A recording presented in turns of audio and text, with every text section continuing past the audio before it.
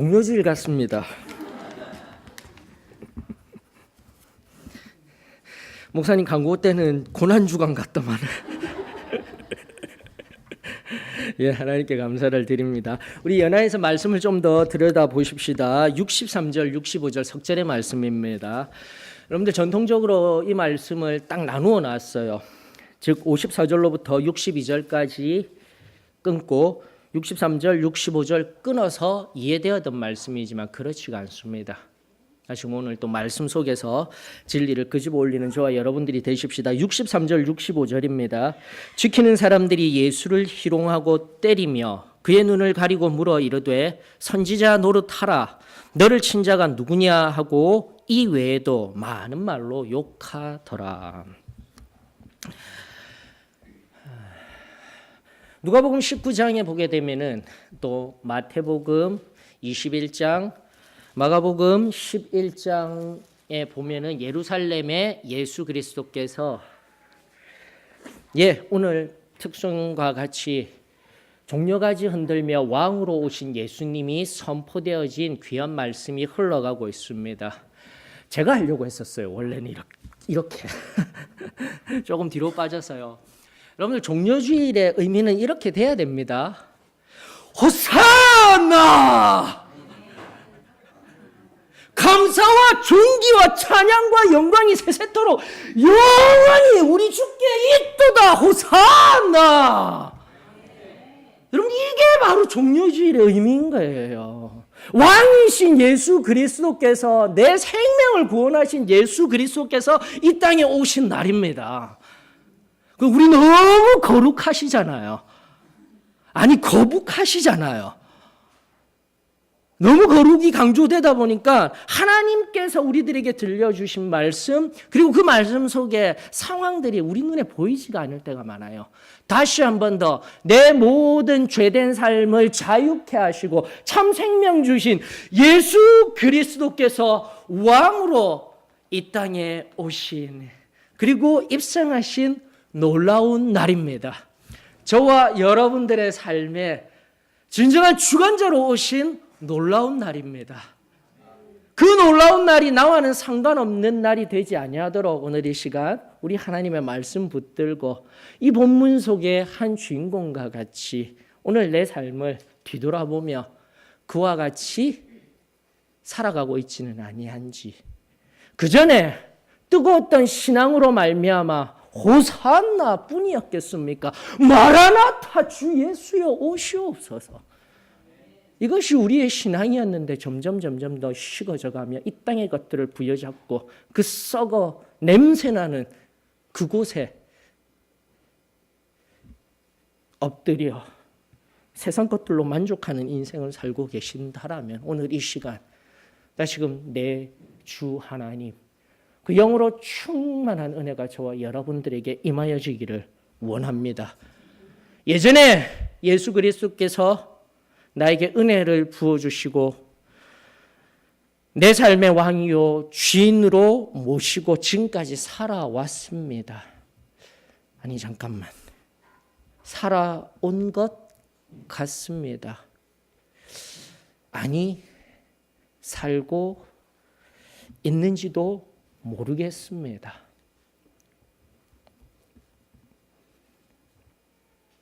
오늘 말씀 앞에서 전날 나에게 생명을 주시고 왕이 되어 주시고 참된 구세주가 되신 그 주님이 지금도 나의 왕이시요 내 삶의 주관자이십니다. 오늘 고백하십시다. 꼭 고백하십시다. 여러분 오늘 본문 속에 보게 되면은 이미 일주일 전 지금 여기 이 사건은 목요일 밤의 사건입니다. 최후의 만찬을 마치시고 난 뒤에 나흘도 되지 아니하고 예수님이 잡혀서 끌려가고 계시다라고 성경은 말하고 있습니다.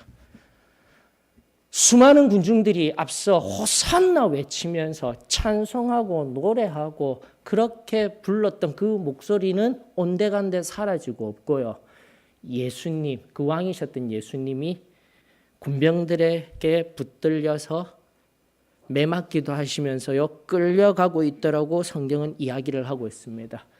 그러면서 22장 34절에 우리가 잘 알듯 베드로가 이야기하였죠. 나는 절대 예수님 놓치지 않겠습니다. 단언하며 예수님 곁에서 가장 친밀하게 예수님의 마음을 알았던 베드로는 성경은 이렇게 이야기를 하고 있는 겁니다. 54절에 멀찍이 따라가더라라고 성경은 이야기하고 있는 거예요. 그러니까 제가 좀 바꾸고 싶어요. 멀찍이 따라가드리더라. 어떠셔요? 오늘 내 삶 속에 앞서도 말씀드렸지만 처음 뜨거웠던 우리의 신앙, 선명하였던 우리의 신앙, 하늘의 예수 그리스도의 그 신부와 같았던 우리의 정결한 신앙은 온데간데 없어지고 지금 멀찍이 떨어져서 내가 복음인 양 거들먹거리면서 선심이나 쓰듯이 따라가 드리고 있는 그런 신앙, 멀찍이 떨어져서 살아가고 있지는 아니한지 오늘 나 자신을 뒤돌아보아야 합니다. 예수님 곁에 서서 내가 결코 떠나지 아니하겠습니다 하였던 베드로가, 그리고 예전에 그 뚜렷한 은혜를 받고 세상 어떠한 일이 있다 할지라도 내게 주신 이 순결한 신앙, 이 죄로부터 승리하겠다라는 이 승리의 신앙 놓치지 아니하고 세상 안에서 순결하게 살아가겠습니다라는 우리의 고백은 어느 순간 멀리 가버린 것만 같은 지금 말씀 앞에서 이 말씀이 나와는 상관없는 말씀이 아니야가 아니라 멀찍이 따라가 드리고만 있는 이 신앙의 모습 속에서 베드로를 발견하고 나를 발견하고 하나님 앞에 겸손히 엎드려 주의 은혜를 구하는 저와 여러분들이 되었으면 참으로 좋겠습니다. 여러분들 그렇게 한번 몇 주 전에도 말씀드린 바와 같이 이 말고삐를 붙들며 죄와는 결코 타협하지 아니하리라 하였던 이 고삐를 어느 순간 느슨하게 내어버리고 어느 순간 놓아버리고 하게 되면은 죄를 한 번 짓는 것으로 말미암아 두 번, 세 번, 네 번 지을 때는 더 익숙해집니다라는 개념이 아니에요. 한 번 놓아버리게 되면은요, 우리 삶은 완전히 뒤집어집니다.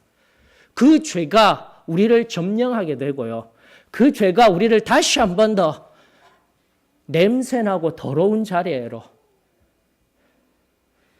처참하고 비참한 자리로 내모는 것이 죄라는 것을 우리 깨달을 수 있기를 원합니다. 정결해야 합니다. 순결해야 합니다. 그저 관념적인 신앙으로 종교적인 행태로만 우리 살아서는 안 됩니다. 하나님의 말씀은 명약관화합니다.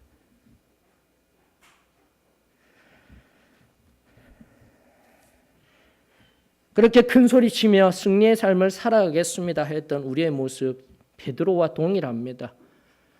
세상에 나아갔더니 예전에 나에게 주셨던 그 놀라운 생명수의 기쁨은 온데간데 사라지고 없고, 지금도 세상이 주는 뜰 한가운데, 세상이 주는 따스한 쾌락에 취하여서 뜰 한가운데 오돌오돌 떨면서 그 불빛에, 그 따스함에, 그 세상이 주는 쾌락에 심취하여서 살아가고 있는 우리 자신을 발견해야 되는 거예요. 바로 그때 세상은 우리를 예수 그리스도의 제자로, 자녀로 바라보는 것이 아니라 행악자라고 바라보며 세상은 우리를 비판합니다. 판단합니다. 왜입니까? 계속해서 대사회적인 교회의 모습이 순결하지 못하여서, 정결하지 못하여서 승리의 삶 말만 하였지 내 삶을 통한 그 승리의 삶이 우리의 삶의 각 영역에서 이루어지지 못함으로 말미암아, 우리 주 예수 그리스도의 사랑을 온전히 전하지 못함으로 말미암아 하나님과 관계없이 살아가는 내 입의 말, 지난주 말씀드렸던 입과 귀와 듣는 것도 아무렇게나 듣고 있으며 내 손이 한 손에는 칼 들고 한 손에는 몽치 들고 싸우려고만 하고 있는 우리의 모습을 발견되었을 때, 이 얼마나 참담한 자리에 있는 겁니까? 세상에 그 따스한 안락한 뜰 한가운데 불빛에 자기 자신의 모습이 투영되듯 오늘 내가 정결함 속에서 성령의 은혜 받아서 내 말 한마디, 내 삶의 한 걸음 한 걸음이 하나님과 세상 앞에 정결하지 못하면 우리는 바로 오늘 본문과 같이 세상 사람들에게 손가락질 받을 수밖에 없으며 하나님의 기쁨이 되는 것이 아니라 하나님의 슬픔이 되고 아픔이 되고 한탄이 되어질 수밖에 없음을 우리는 고백해야 합니다. 깨달아야 합니다. 그리고 겸손히 엎드려 내 안에 숨은 죄악들 하나하나 주님 또다시 그별로 맑게 씻어 주시옵소서. 그리고 우리 주님과 함께 하였던 그 전날에 그 뜨거웠던 내 왕과 내 삶의 주관자이셨던 그분과의 동역으로 말미암아 주셨던 그 온전한 복을 그 하늘의 평안을 지금도 누리게 하여 주시옵소서. 그 순전한 고백이 오늘 저와 여러분들에게 있었으면 좋겠습니다. 오늘 베드로를 통하여서 우리 자신을 신랄하게 바라볼 수 있어야 돼요. 특별히 이 본문은요. 56절로부터 60절까지요.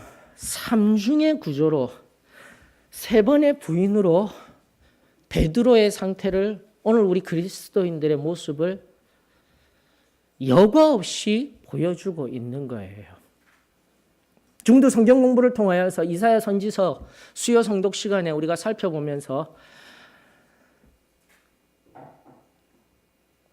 우상 숭배,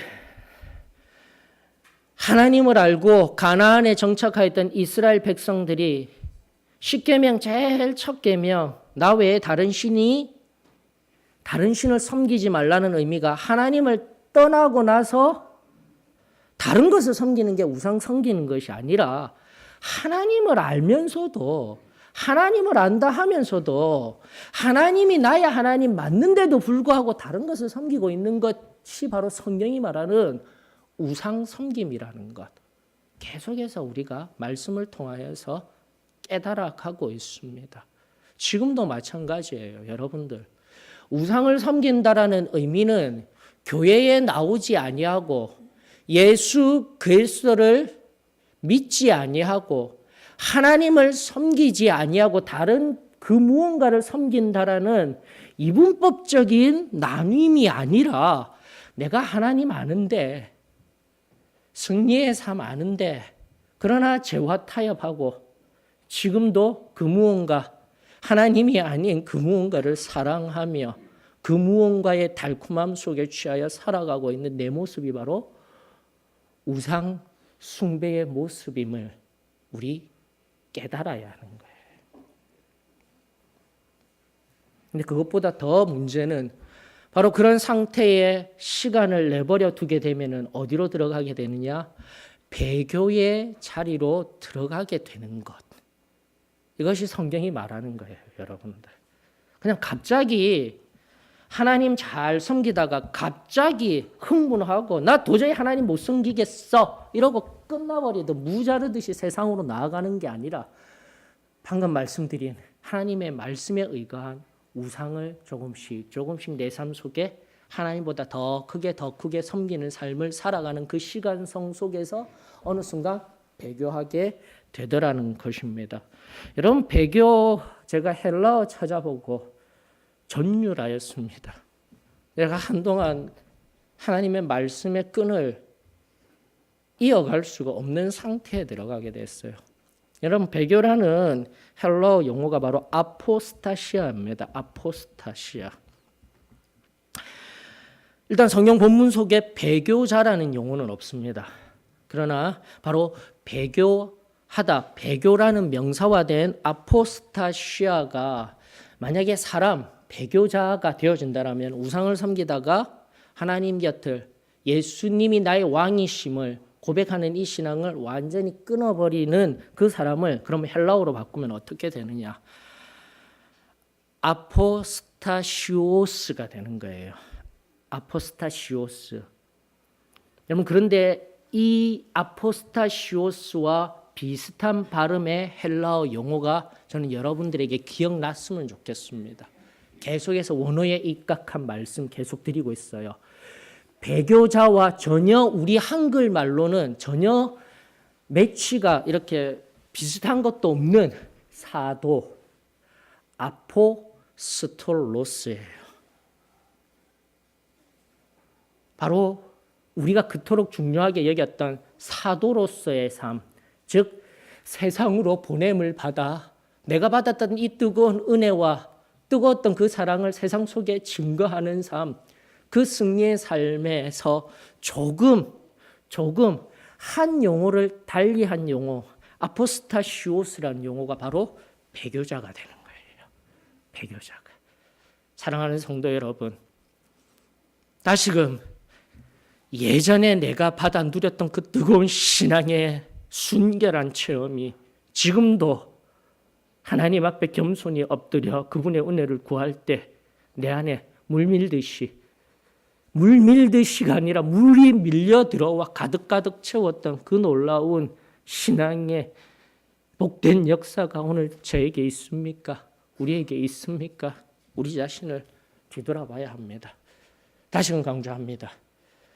우상 섬긴다라는 것은 이분법적으로 딱 끊어쳐서 하나님 안 믿고 나는 다른 건 믿을 거야. 돈을 숭배할 거야. 신과 함께라는 영화 보니까 제가 아주 귀에 쏙쏙 들어오는 그 영화 속 대사가 하나 나옵니다.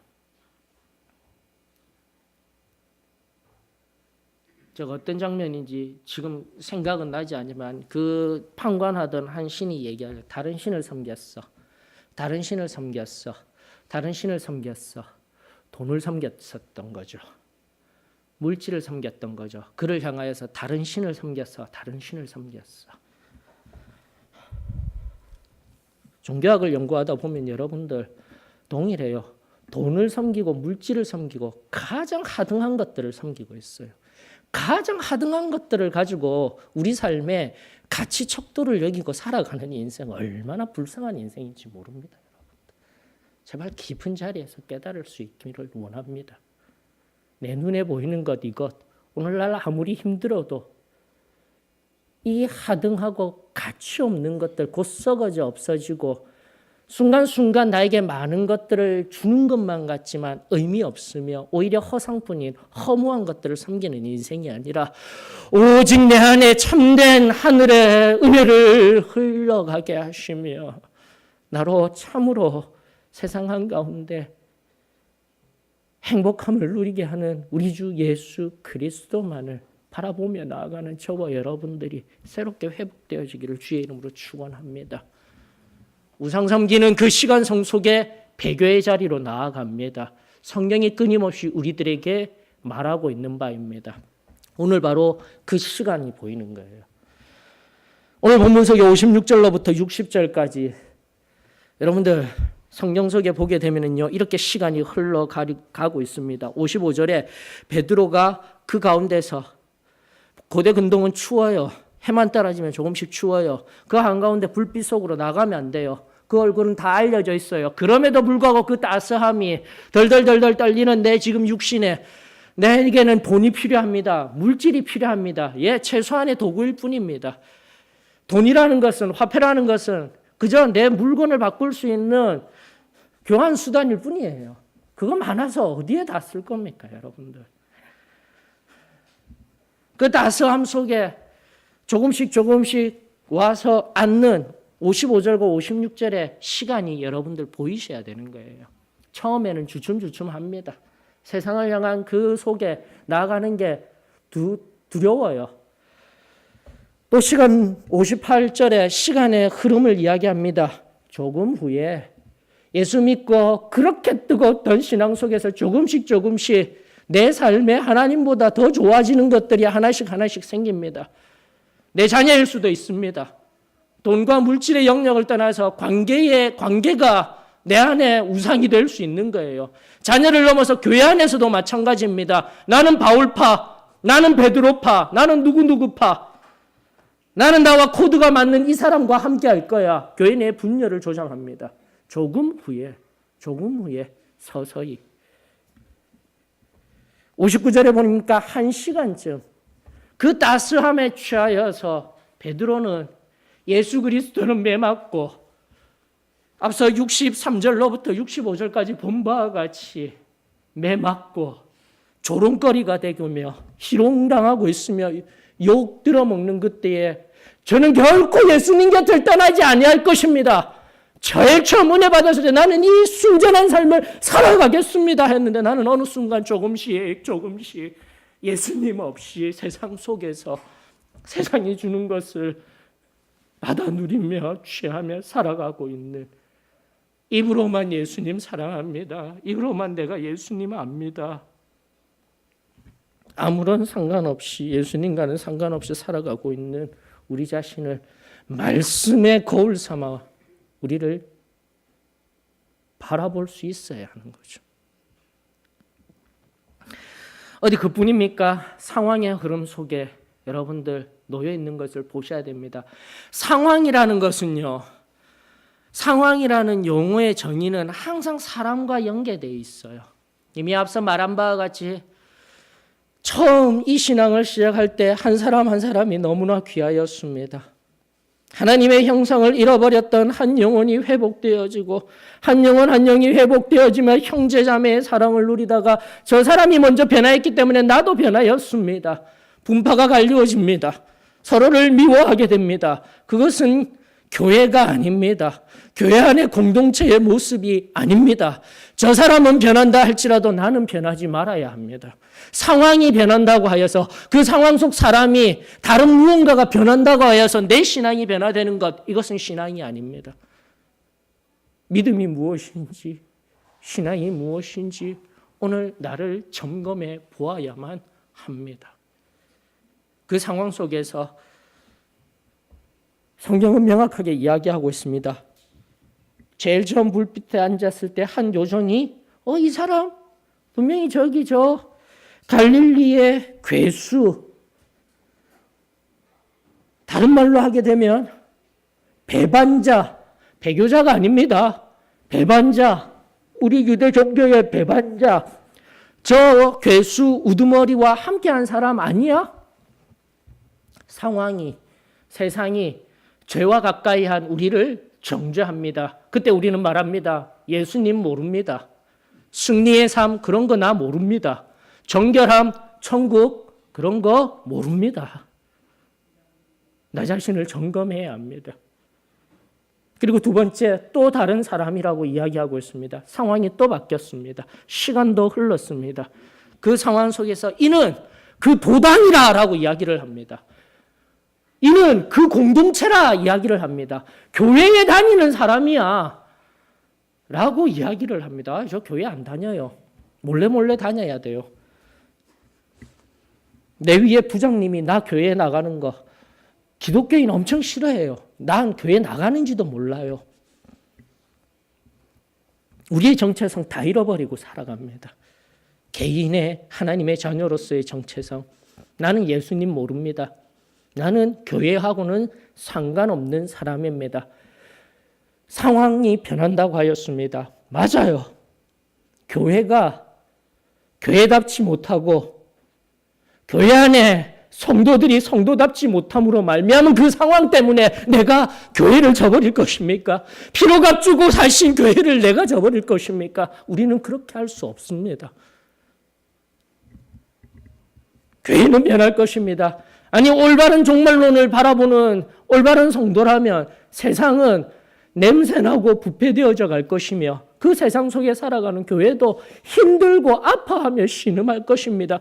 바로 그 속에서 아픔과 고통과 갈등 속에서도 이 신앙 꼭 부여잡으며 나아가야 하는 것이 저와 여러분들의 부르심의 사명이지 않겠습니까? 세 번째는 무엇입니까? 어떤 상황이 변합니까? 이 사람 갈릴리 사람이야. 여러분들 신약 성경 속에 예수님 당시의 갈릴리 사람과 주류 유대인들, 유대 산지 지역, 예루살렘 지역에 살아가던 사람하고는 천지 차이의 삶입니다. 오늘날로 이야기합니까? 철저한 가불관계의 사람들입니다. 혈통적으로 유대 지방에 사는 사람들은요, 날 때부터 금수저의 사람인 거예요.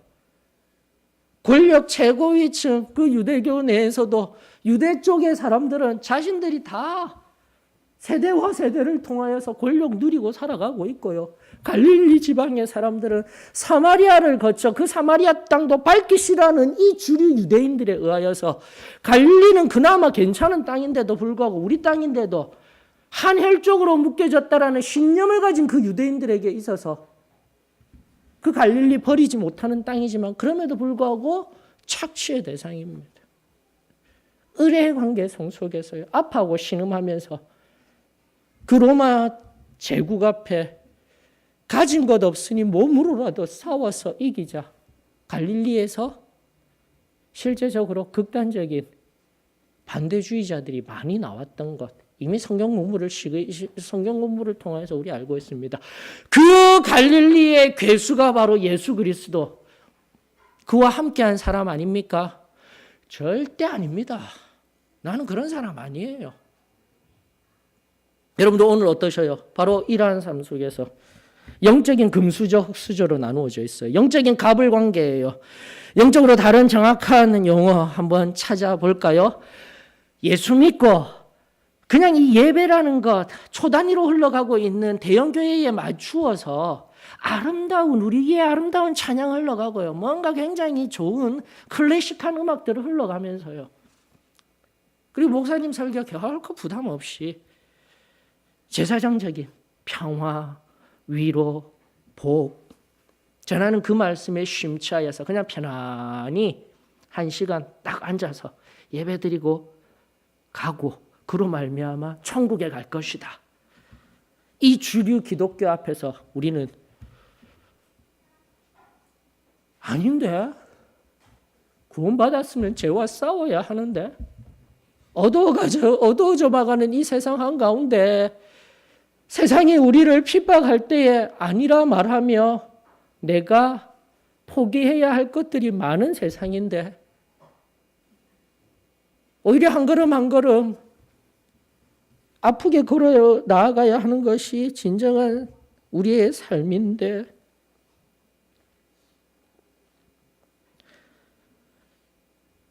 승리의 삶 너무 힘들어요.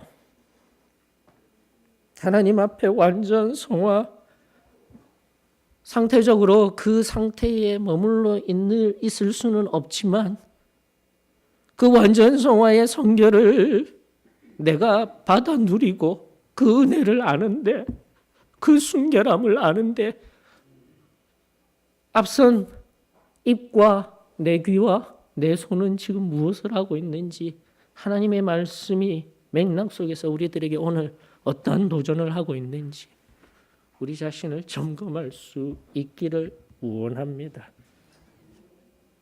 그렇게 시간, 사람을 통한 상황, 그리고 나아가 말씀드린 내 정체성의 부인, 철저하게 3 곱하기 3, 삼중의 영역 속에서 베드로를 통한 우리 자신을 들여다보라고 하나님의 말씀은 오늘도 우리들에게 이야기하고 있는 거예요. 여러분 중요한 것이 무엇인 줄 아십니까? 다시 한 번 더 앞서 말씀드렸던 우상을 섬긴다는 의미 뒤돌아보십시다. 장소는 변하지 않습니다. 지금도 내 삶의 한복판에 따스한 세상적 쾌락이 있습니까? 장소는 변하지 않습니다. 아니면 하나님의 지성소가 거하고 있는 내 삶, 내 모든 삶의 중앙에 성령 하나님이 좌정하시고 성막이 중심이 된 그 성막 가운데서도 지성소가 중심이 된 성령 하나님이 쉐키나 그 영광으로 가득 덮여져 내 심령 한복판에 내주하시며 나를 주장하시며 나와 함께 하시는 그 삶을 살아가고 계십니까? 오늘 하나님의 말씀 앞에 겸손히 말씀을 거울 삼아 또 엎드려 기도할 때에 성령의 그 묵직한 음성 앞에 나 자신을 겸손히 내어드릴 수 있는 은혜가 있기를 원합니다. 누차 말씀을 통하여서 성경의 참된 진리를 끌어올립니다. 지금까지 말한 것 이상적입니까? 예, 맞습니다. 내 힘으로 안 되는 거예요.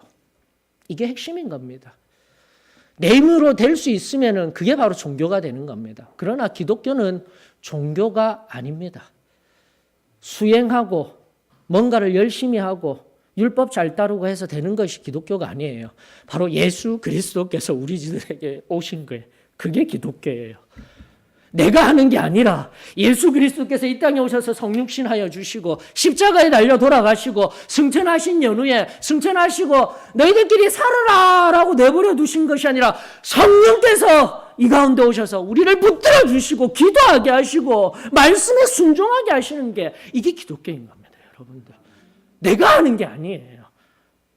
내가 하는 게 아니에요. 지금도 마찬가지입니다. 이 참남한 베드로, 여러분 마태복음 26장 69절 75절 바로 이러한 상황 속에서 이 삼중적인 죄된 배교로 나아가게끔, 아니 이미 배교하였는지도 몰라요. 그의 입술엔 이미 배교의 단계까지 나아간 거 아닙니까? 그럼에도 불구하고 여러분들 반응들도 그 배교라고 단언할 수 있는 반응들 나오고 있잖아요. 마태복음 26장 69절에서 75절에 앞서 세 번의 개인 공동체 그리고 갈릴리의 도당이라고 승리의 삶을 살아간다고 하는 우리들에게도 도전하는 말씀이잖아요. 부인하였습니다. 맹세하며 부인하였습니다. 저주하며 맹세하였습니다. 이것이 바로 누가복음에서 빠진 마태복음이 증거하고 있는 베드로의 입으로 행한 그의 신앙 고백이었던 것입니다. 오늘 마태복음 16장 16절을 통하여서 그 전날 예수님과 함께하고 좋을 때, 신앙이 좋을 때는 주는 그리스도시요 살아계신 하나님의 아들입니다. 문제만 오게 되면은 하나님 어디에 계십니까? 하나님 어디에 계셔요? 예수가 뭔데? 도대체 승리의 삶이라는 것이 뭔데? 성결한 삶이 뭔데? 내 삶을 이렇게 옥죄온단 말이야. 참된 자유는 온데간데 사라져가고 없고 우리의 입, 우리의 손, 우리의 귀는 엉뚱한 곳을 향하여 나아가고 있는 이 현실을 우리는 기억해야 합니다. 내 힘으로는 아무것도 할 수가 없습니다. 나는 아무것도 아닙니다. 예수 그리스도가 필요합니다. 지금도 예수님이 내 삶에, 내 심령에 기도를 통하여서 들어오셔야 하는 거예요. 구원받아서 지금 이 베드로를 통하여서 내가 어떠한 삶을 살아가는지 말씀이 나를 비춰주었다라면 나는 겸손히 예수님 십자가 앞에 엎드려야 되는 거예요. 성경이 그렇게 이야기하는 겁니다. 베드로가 바로 그 말을 하였을 때 아직 말하고 있을 때라고 하고 있네요. 말을 딱 마치는 것도 아니고 저주하며 맹세하듯이 나는 그를 모르 이럴 때에 예수 그리스도의 눈과 베드로의 눈이 마주치는 거예요. 성경이 그것을 이야기하고 있잖아요. 예수님이 오시는 거예요. 예수님이 오신 거예요. 내가 한 게 아니에요. 바로 그 눈과 마주친 예수님의 눈은 그거 봐라. 내가 3번 너 22장 34절에 의하면 너 닭 울기 전에 3번 나 부인할 거라고 했잖아. 에휴 배웅망독한 녀석. 에휴 아무짝에도 쓸모없는 녀석. 그게 아니잖아요. 예수님은 또다시 애처로운 눈으로, 사랑의 눈으로 우리 속에 이 죄성으로 인하여 끊임없이 세상을 향하여서 세상의 쾌락만을 추구할 수밖에 없는 이 죄의 본성, 처음 은혜를 받아서 완전하게 깨끗하여졌다라고 끝난 것이 아니라 그 죄와 끊임없이 싸워야 하는데 싸우지 못해서 내버려 두었던 우리 안에 이 죄된 본성을 바라보시면서 예수님은 지금도 사랑의 눈으로, 애처로운 눈으로 다시 돌아오시기를 원하시는 것이 바로 예수 그리스도이신 거예요.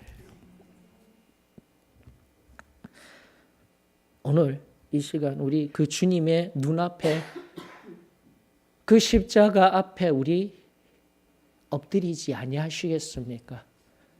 어느 순간 세상의 모든 일들이 과학적이고 합리적이고 증명이 되어지고 증거가 되어지고 눈에 보여야 됩니다. 아니요.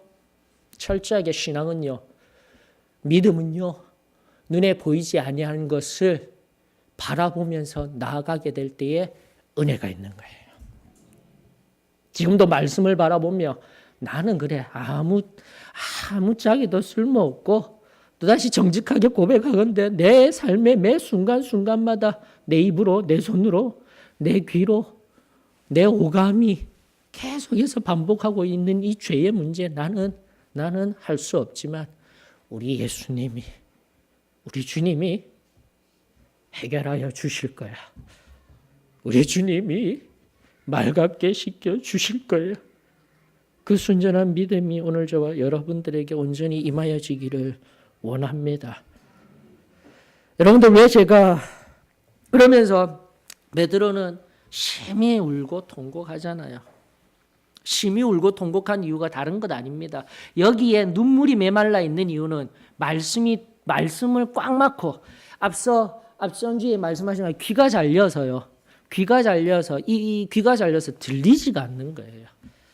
피리를 불어도요 춤추지 아니하고요 곡하여도 울지를 못하는 세대가 마지막에 세대의 모습입니다. 아무런 감흥이 없는 세대예요. 그러나 베드로는 심히 울며 통곡할 수 있는 이유는 다른 게 아닙니다. 예수님을 만난 그 눈을 만난 것도 중요하지만 그 눈을 통하여서 나의 죄된 모습이 드러나기 때문에 울 수밖에 없는 거예요. 회개가 필요합니다. 내 죄를 끄집어 올려야 돼요.